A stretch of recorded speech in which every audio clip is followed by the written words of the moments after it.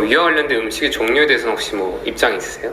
건강에 관심이 있고 식단에 관심이 있으신 분들은 뭐 단 거, 밀가루 이런 것까지는 이제 좀 납득을 하시는데 굉장히 많은 분들이 커피에 되게 극렬히 막 저항을 하세요. 이 주제 좋아요. 왜냐면 우리가 커피에 대해서 되게 관대하잖아요. 맞아요. 한국 사람들 진짜 건드려보죠. 커피가 위에 문제가 된다? 그쵸. 위벽을 자극을 해서 위산을 과도하게 분비하는 역할을 하는데 네.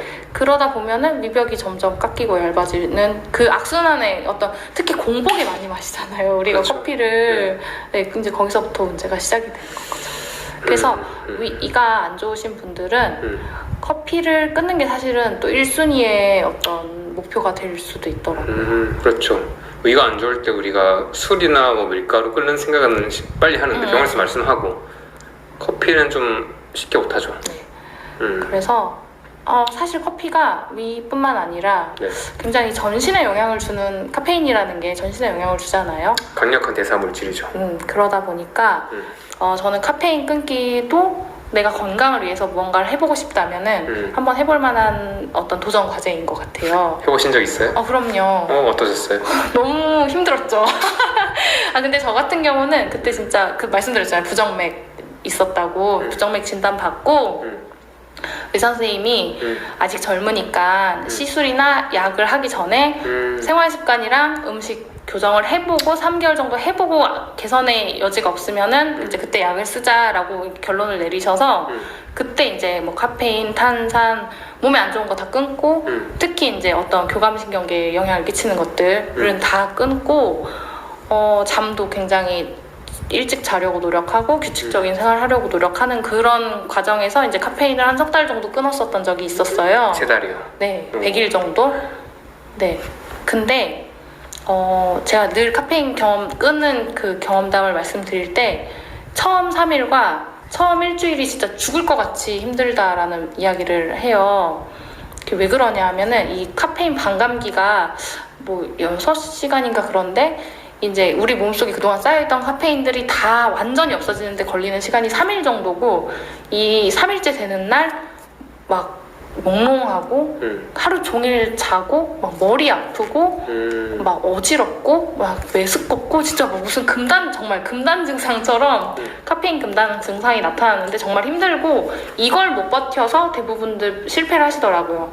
근데 이제 특히 술 같은 거는 안 좋으니까 끊는 건데 카페인은 더 나아지려고 끊는 거다 보니까 와 이렇게까지 힘들어서 내가 나아져봐야 뭐하나 그냥 먹고 말지 하면서 이제 그 단계에서 굉장히 많이 무너지시는데 저 같은 경우는 아프니까 이제 끊을 수 있었던 것 같아요. 살려고 끊었죠.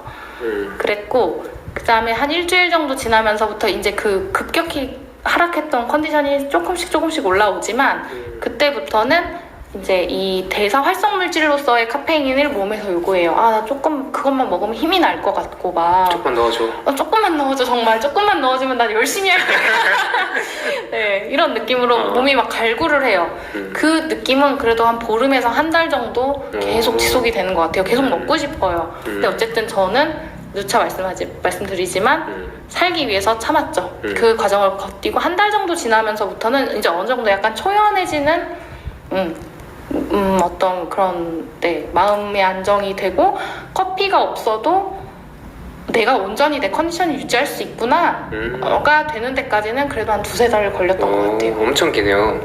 생각보다 이 카페인이라는 게 상당히 우리 몸을 많이 건드린다라는 거를 끊고 나서 느꼈고 그리고 나서 처음 다시 카페인 먹을 때는요 탁 먹는 순간 진짜 머리에서 폭죽 터지는 느낌으로 막 뇌가 반짝반짝 이 느낌은 정말 끊었다 마셔본 사람들만 알 수 있을 것 같아요. 약간 금연하시다가 담배 피시는 분들의 표정이 생각나네요. 그런 느낌?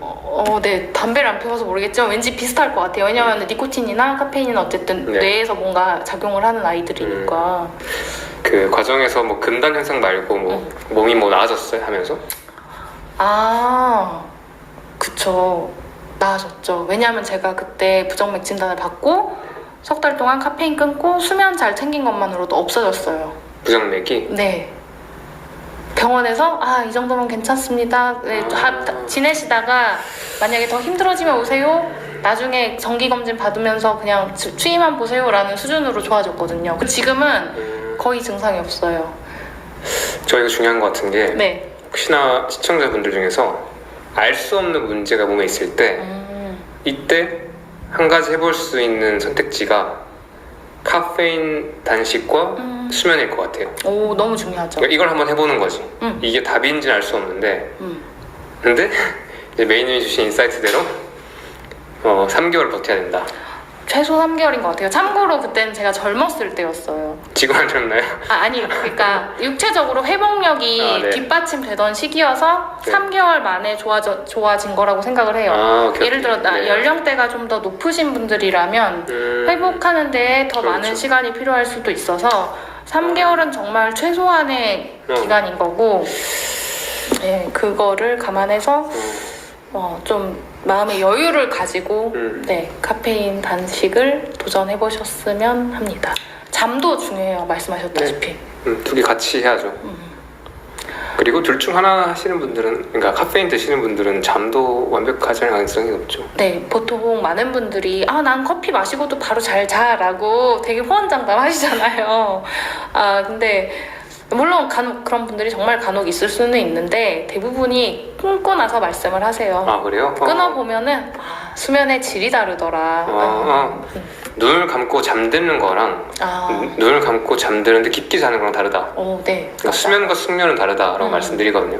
지금 건강 문제 있는 분들은 다른 거 하지 말아보시고 마음 아프지만 힘들겠지만 네. 카페인만 당장 끊어보시고 3개월 버티시고 이 영상에 댓글 달아주세요.